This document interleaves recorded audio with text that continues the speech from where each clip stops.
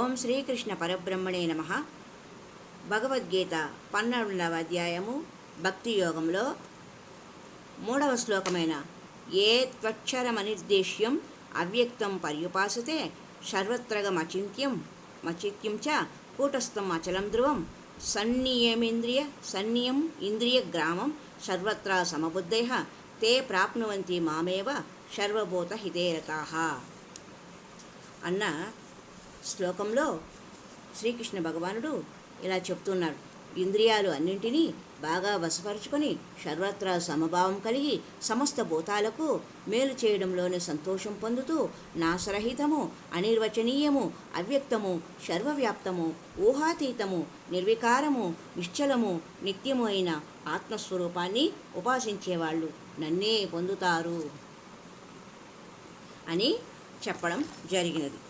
ఈ శ్లోకంలో మనము తెలుసుకోవాల్సినది సంనియమేంద్రియ గ్రామః సర్వత్రా సమబుద్ధయః సర్వభూతే హితే రతాః. సంనియమేంద్రియ గ్రామం, సమబుద్ధయః అన్న 4 పదాలకు మనము అర్థము తెలుసుకోవాలి.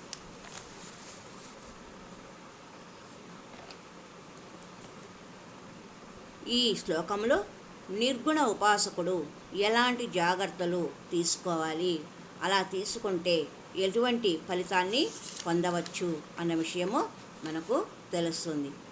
సంనియమేంద్రియ గ్రామం సర్వత్రా సమబుద్ధయః తే ప్రాప్నువంతి మామేవ సర్వభూత హితేరతాః.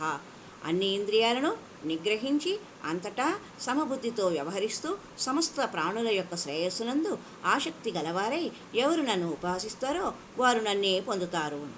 2వ శ్లోకంలో 3 జాగ్రత్తలు ఉపాసకులకు అందరికీ అవసరమే, అయినా నిర్గుణ ఉపాసకులకు ప్రత్యేకంగా 3 జాగ్రత్తలను ఈ శ్లోకంలో శ్రీకృష్ణ భగవానుడు తెలియజేస్తున్నాడు.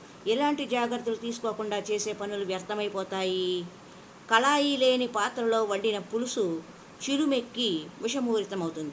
దానిని ఏం చేయాలి? పారవేయాల్సిందే. అలాగే హృదయంలో నైర్మల్యం లేకుండా, ఇంద్రియ నిగ్రహం లేకుండా భగవంతుని ఎలా ఉపాసించినా, సాకారంగా అయినా నిరాకారంగానైనా ఎలా అర్థించినా ఫలితము కలగదు. అందుకే సగుణోపాసకులు ముఖ్యంగా తీసుకోవలసిన తప్పని సరి అయిన జాగ్రత్తలు 3 భగవానుడు ఈ శ్లోకంలో తెలియజేస్తూ ఉన్నారు. సంనియమేంద్రియ గ్రామం, అన్ని ఇంద్రియాలను నిగ్రహించుట. సర్వత్రా సమబుద్ధయః, అన్ని వేళల అందరి పట్ల సమబుద్ధి కలిగి ఉండడం. సర్వభూత హితేరతాః, సమస్త ప్రాణులకు మేలు కలిగించడందు ఆసక్తి. ఈ 3 జాగ్రత్తల గురించి ప్రత్యేకించి చెప్పారు.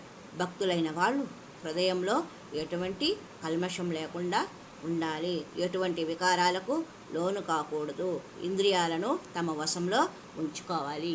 ఈ విషయం గురించి మరింత కూలంకషంగా మరి యొక్క సంచికలో తెలుసుకుందాం. హరి ఓం తత్సత్.